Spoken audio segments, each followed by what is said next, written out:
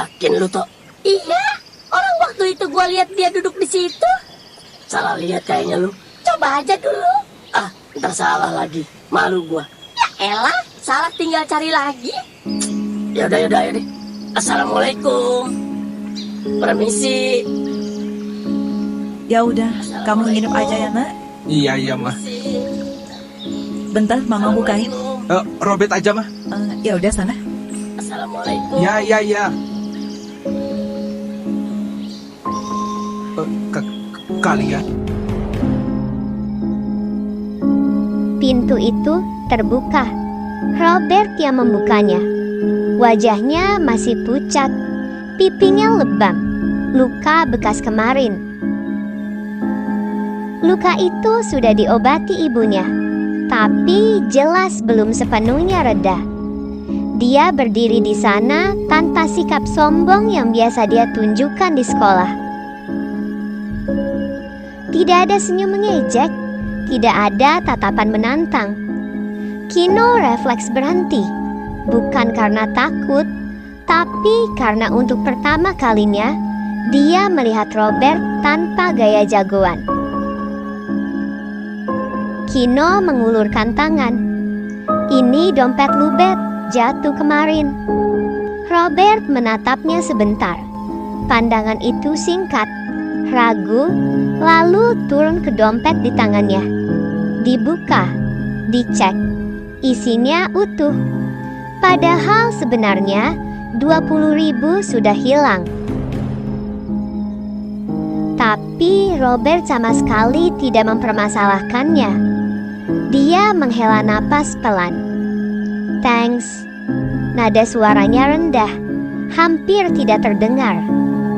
Dari dalam rumah terdengar suara perempuan. Robert, siapa di luar, Nak? Suara itu lembut. Robert menoleh ke dalam rumah. Teman sekolah, Mah. Kino dan Peto saling pandang. Ibu Robert muncul di balik pintu. Tatapannya langsung ke Kino dan Peto. Terima kasih ya sudah nganterin dompetnya. Kino menunduk sopan. Iya, Tante. Ibunya Robert kembali masuk ke dalam. Pintu dibiarkan setengah terbuka. Suasana pun hening sebentar. Peto melirik ke dalam rumah, lalu ke Robert. Itu ibu lu, Bet? Robert mengangguk. Iya. Peto ragu sejenak. Bokap lu kemana? Robert diam. Beberapa detik. Udah pisah. Jawabannya singkat. Peto terdiam. Oh. Robert menunduk. Lalu tanpa sadar berkata, bokap gue sering bawa perempuan lain ke rumah. Kalimat itu keluar begitu saja, tanpa nada marah, tanpa emosi berlebihan. Kino langsung paham. Ini bukan cerita yang baru pertama kali dia pendam.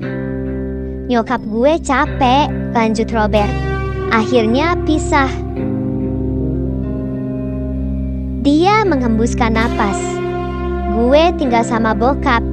Katanya demi masa depan.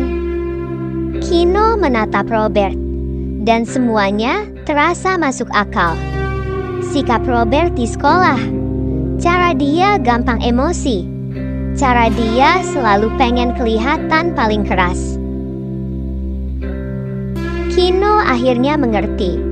Robert bukan keras karena berani, tapi karena sendirian.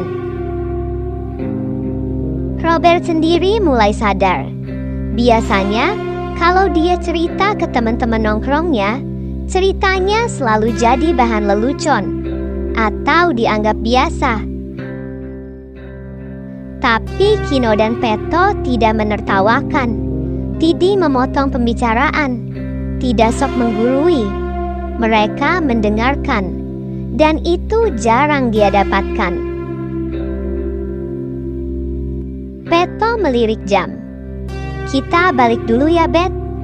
Kino mengangguk. Mereka berjalan beberapa langkah. Robert berdiri di depan pintu. Kino menoleh. Kata Robert, bukan cuma soal dompet. Kino mengangguk pelan. Jaga diri lu. Pintu tertutup. Robert berdiri sendiri di baliknya, mendengar langkah mereka menjauh. Di rumah bapaknya, dia punya uang. Di rumah ibunya, dia punya tenang. Dan happier itu, Robert tatar satu hal. Dia akhirnya punya teman yang lip keadaannya.